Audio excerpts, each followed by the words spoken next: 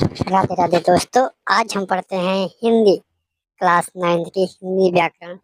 हिंदी व्याकरण में हम पढ़ेंगे भाषा और व्याकरण। पहला चैप्टर है हमारा भाषा और व्याकरण।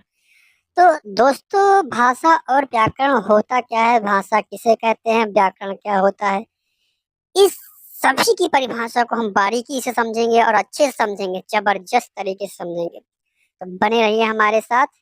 चलिए दोस्तों, राधे राधे का नाम लेके वीडियो की शुरुआत करते हैं। बोलो जय श्री राधे। तो सबसे पहले बात करते हैं भाषा। भाषा किसे कहते हैं?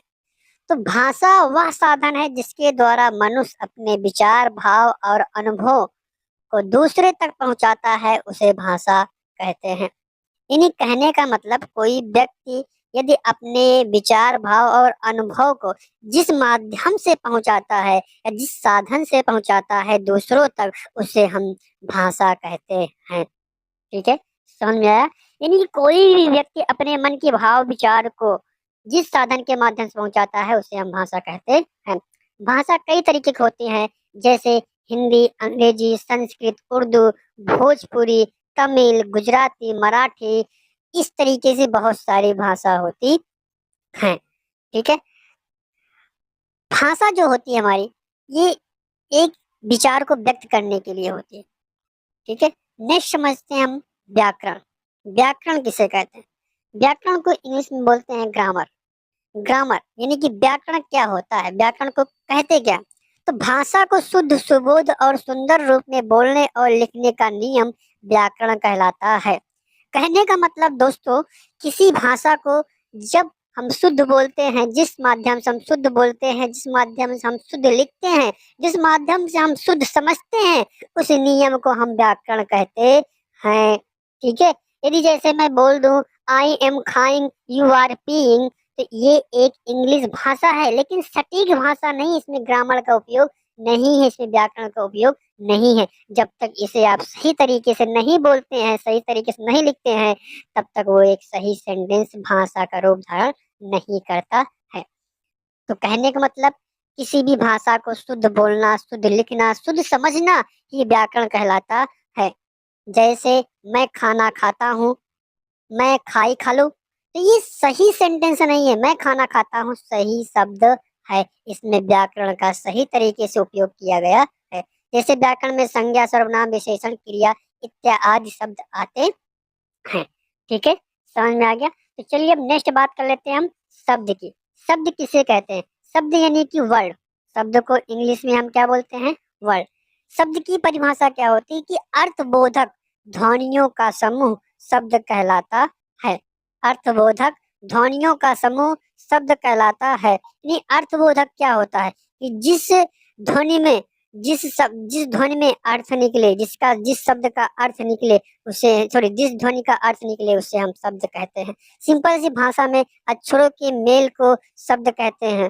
जैसे अक्षर क्या होते हैं? अक्षर और भाषा की सबसे इकाई को हम ध्वनि कहते हैं। ठीक है, भाषा की सबसे छोटी इकाई क्या होती है? हमारी ध्वनि होती है। जैसे इसमें है अर्थबोधक ध्वनियों का समूह शब्द कहलाता है। उदाहरण के रूप में जैसे दिया गया है पुस्तक, बच्चा, विद्यालय। ये सब क्या है? ये सब एक शब्द का उदाहरण है। यानी कि सिंपल भाषा में आपको याद करना है, अक्षरों के समूह को शब्द कहते हैं, ध्वनियों को समूह को शब्द कहते हैं, जिसका कोई सार्थक अर्थ निकले। समझ में आ गया? तो चलिए अब नेक्स्ट समझते हैं हम वाक्य। वाक्य को इंग्लिश में कहते हैं सेंटेंस। वाक्य क्या होता है? शब्दों का समूह जो पूर्ण अर्थ प्रकट करे, उसे वाक्य कहते हैं। यानी कि शब्दों के मेल से वाक्य बनता है। शब्दों के मेल से क्या बनता है? वाक्य। उदाहरण के रूप में जैसे राम विद्यालय जाता है। राम विद्यालय जाता है, ये हमारा क्या है? एक वाक्य है। इसमें राम शब्द शब्द है, विद्यालय शब्द है, जाता है शब्द है क्या है? एक शब्द है। ठीक है, इस तरीके से मिलके हमारा क्या बनता है? एक वाक्य का निर्माण होता है। नेक्स्ट है हमारा वर्ण। वर्ण को इंग्लिश में कहते हैं लेटर और साउंड। भाषा की सबसे छोटी इकाई जिसे बोलते समय स्पष्ट ध्वनि उत्पन्न हो, उसे वर्ण कहते हैं। उदाहरण के रूप में जैसे आ का, खा। ठीक है, ये सब क्या हमारे ध्वनि हैं। भाषा की सबसे छोटी इकाई वर्ण। ध्वनि और वर्ण एक ही होते हैं। ठीक, चलिए नेक्स्ट समझते हैं संज्ञा। संज्ञा किसे कहते हैं? संज्ञा की परिभाषा क्या होती है?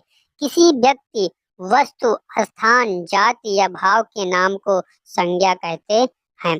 कहने का मतलब संसार में जिस जो भी चीजें हैं, जिनका भी नाम है, वो सब क्या है? संज्ञा है। और ऐसी कोई चीजें नहीं है संसार में जिसका कोई नाम ना हो। तो संसार में हर एक चीज जिसका नाम है वो संज्ञा है। ठीक है। अब जैसे उदाहरण के रूप में दिया गया, राम दिल्ली पुस्तक सुंदरता। राम क्या हो गया? राम हमारा हो गया व्यक्ति, दिल्ली क्या हो गया? स्थान हो गया, पुस्तक क्या हो गया? वस्तु हो गया, सुंदरता क्या हो गया? भाव हो गया। ठीक है। तो इस तरीके से हमारे जो सेंटेंस है इसको हम क्या कहते हैं? संज्ञा कहते हैं। चलिए आगे देखते हैं हम सर्वनाम। सर्वनाम किसे कहते हैं? सर्वनाम यानी कि इंग्लिश में प्रोनाउन। सर्वनाम की परिभाषा, जो शब्द संज्ञा के स्थान पर प्रयुक्त होते हैं उन्हें सर्वनाम कहते हैं। कहने का मतलब जैसे संज्ञा हो गया राम, श्याम, पुस्तक, दिल्ली, हरियाणा, कुछ भी, तो ये सब क्या है? संज्ञा है। ठीक है। अब संज्ञा के स्थान पर जो शब्द हम उपयोग करते हैं उसे कहते हैं सर्वनाम। जैसे मैं, तुम, वह, या। जैसे मैं एक सेंटेंस दे दूं, राम घर जाता है, वह खाना खाता है, तो वह शब्द जो है वो सर्वनाम है, वो राम के स्थान पर ही उपयोग हुआ है। अर्थात जो दूसरा सेंटेंस है वो राम के ही बारे में कहा गया है। ठीक है। इस तरीके से हम सर्वनाम का उपयोग करते हैं। दूसरा, जैसे तुम, तुम शब्द क्या है? सर्वनाम है। अब जैसे यहाँ पे किसी का और नाम ले लिया गया, राम पढ़ता है, तुम जाते हो। राम पढ़ता है, तुम जाते हो, अर्थात राम के ही बारे में बात की जाए। राम के स्थान पर हम तुम का उपयोग कर दिए, तो तुम शब्द क्या हो गया? सर्वनाम हो गया। ठीक। जैसे मीना पढ़ती है, वह पढ़ती है, तो वह शब्द जो उपयोग हुआ है वो मीना शब्द के नाम पर ही उपयोग हुआ। मीना क्या है? सर्वनाम है। वह, सॉरी, मीना क्या है? संज्ञा है। वह क्या है? सर्वनाम है। ठीक, समझ में आ गया? इस तरीके से हमारा यह शब्द होता है। जैसे यह पुस्तक है, ये पुस्तक है, यह, ये शब्द क्या है? ये सब सर्वनाम है। सिंपल इस भाषा में आपको समझना है कि संज्ञा के स्थान पर जो भी शब्द उपयोग करते हैं उन्हें हम सर्वनाम कहते हैं। नेक्स्ट देखते हैं विशेषण। विशेषण की परिभाषा, संज्ञा या सर्वनाम की विशेषता बताने वाले शब्द को विशेषण कहते हैं। यानी कि सिंपल इस भाषा में संज्ञा और सर्वनाम की जो विशेषता बताता है उससे हम क्या कहते हैं? विशेषण कहते हैं। जैसे राम पढ़ता है, वह पढ़ने में बहुत तेज है। पहले सेंटेंस में राम संज्ञा है, दूसरे सेंटेंस में वह शब्द सर्वनाम है, पढ़ने में तेज है। तेज शब्द क्या है? विशेषण है। समझ में आ गया? अब उदाहरण के रूप में जैसे लाल फूल, सुंदर लड़की, बड़ा घर, ये सब क्या है? ये सब एक विशेषण है। ये किसी संज्ञा या सर्वनाम की विशेषता बताने वाले शब्द हैं। ठीक है। जैसे लाल फूल, सुंदर। जैसे सीता लड़की है, वह बहुत सुंदर है। सीता शब्द क्या हो गया? लड़की संज्ञा हो गया। वह शब्द क्या हो गया? सर्वनाम हो गया। सुंदर शब्द क्या हो गया? विशेषण हो गया। समझ में आ गया? इस तरीके से हम इसका उपयोग करते हैं। आशा करता हूँ समझ में आया होगा। चलिए अब नेक्स्ट देखते हैं, क्रिया। क्रिया किसे कहते हैं? क्रिया को समझने से पहले हमें इन सभी को रिपीट करना होगा। आप मन में इसे वीडियो को पॉज करके इसे रिपीट करिएगा, फिर से पढ़िएगा, तब मैं बताऊंगा। ठीक है। चलिए देखते हैं क्रिया। जो शब्द किसी कार्य के होने या करने का बोध कराएं उन्हें क्रिया कहते हैं। दोस्तों, क्रिया को पहचानने का एक सिंपल सा फंडा है, जिस शब्द के अंत में ना अक्षर आए, जिस शब्द के अंत में ना अक्षर आए उसे हम क्रिया कहते हैं। जैसे खाना, पीना, रहना, सोना, टहलना, घूमना, हंसना, रोना, पढ़ना, लिखना, सोना, खाना, इस तरीके से जागना, इस तरीके जितने भी शब्द आते हैं जिस शब्द के अंत में ना अक्षर हो उसे हम क्रिया कहते हैं। समझ में आ गया? अब समझते हैं नेक्स्ट, अब्बे।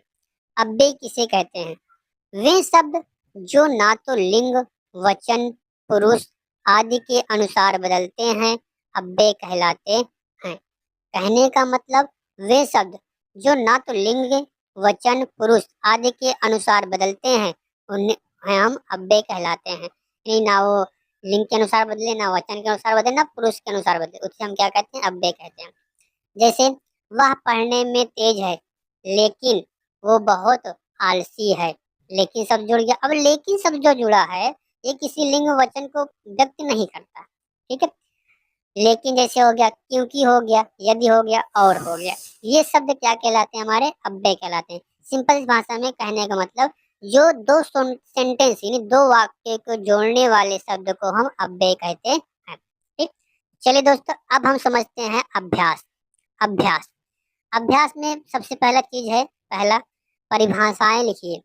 आपको अभी तक जितना ही पढ़ा इन सभी की परिभाषा लिखना है और प्रैक्टिस करना है, जितना हो सके उतना ज्यादा से ज्यादा प्रैक्टिस करना है, जी जान लगा देना है पढ़ने में। ठीक है, भाषा, व्याकरण, शब्द, वाक्य, संज्ञा, सर्वनाम, विशेषण, क्रिया, इन सभी की परिभाषा लिखिए और समझिए, बार बार प्रैक्टिस कीजिए, क्योंकि यही चीजें आपकी जो 9th में, यही चीजें आपकी 10 के एग्जाम में भी पूछी जाती है। ठीक है, चलिए दूसरा क्वेश्चन देख लेते हैं, उदाहरण सहित लिखिए। 5 संज्ञा शब्द लिखना है, बहुत आसान है। 5 संज्ञा शब्द, कोई भी 5 संज्ञा शब्द लिख दीजिए, जैसे राम, दिल्ली, आगरा, ताजमहल, है ना। इस तरीके से आप बना बना के लिख लीजिएगा। 5 सर्वनाम शब्द लिखिए, जैसे वह, मैं, तुम, हम, ये सब, वे सब, ये सब क्या हो गए, सर्वनाम हो गए। 5 विशेषण शब्द लिखिए, जैसे 5 विशेषण शब्द आप भी बना के लिख सकते हैं, सुंदर, लाल, पीला, हरा, बड़ा, छोटा, मंगला, छोटा, है ना। इस तरीके से आप लिख सकते हैं। 5 क्रिया शब्द लिखिए, 5 क्रिया भी आप लिख सकते हैं, जैसे खाना, पीना, रहना, सोना, टहलना, घूमना इत्यादि आप लिख सकते हैं आसानी से। ठीक है, फिर उसके बाद क्या है, निम्नलिखित में से कौन सा शब्द किस भेद में आएगा, संज्ञा, सर्वनाम, विशेषण, क्रिया, इसको हमें बताना है। तो इसको नेक्स्ट देखते हैं। चलिए तीसरा प्रश्न दे लेते हैं, निम्नलिखित में से कौन सा शब्द किस भेद में आएगा, संज्ञा, सर्वनाम, विशेषण, क्रिया। यानी कि ये जो शब्द दिए गए हैं क्या है, संज्ञा है, सर्वनाम है, विशेषण है, क्रिया है, इन सभी को हमें पहचानना है। वाह, वाह शब्द क्या है, बिल्कुल सही पहचाना आपने, सर्वनाम है। अच्छा शब्द क्या है, विशेषण है, बहुत अच्छी। विद्यालय शब्द क्या है, विद्यालय शब्द, हाँ हाँ बताइए, अच्छा संज्ञा है, वेरी गुड। पढ़ता शब्द क्या है, क्रिया है। यह शब्द क्या है, सर्वनाम है। ठीक, समझ में आ गया। इस तरीके से आप इसका उपयोग कर सकते हैं। चौथा प्रश्न देखते हैं, वाक्य बनाइए। विद्यालय शब्द का प्रयोग करके वाक्य बनाना है। ठीक है, विद्यालय शब्द का प्रयोग करके वाक्य बनाना। विद्यालय शब्द कहीं भी आ जाए, जैसे राम विद्यालय जाता है, वह विद्यालय में पढ़ता है, बहुत सारे आप बना सकते हैं। सुंदर शब्द का प्रयोग करके एक वाक्य लिखिए, जैसे आप बहुत सुंदर हैं। मैं शब्द का प्रयोग करके एक वाक्य बनाइए, मैं बहुत पागल हूँ। खेलना शब्द का प्रयोग करके एक वाक्य बनाइए, मैं सुबह से खेलता हूँ, या मैं सुबह से खेल रहा हूँ। इस तरीके से आप इस वाक्य का प्रयोग कीजिएगा। इस प्रश्नों के सभी प्रश्नों के क्वेश्चन आप दीजिएगा। तो नेक्स्ट वीडियो हम देखेंगे अध्याय 2 व्याकरण का वर्ण विचार। तब तक के लिए राधे राधे, जय हिंद।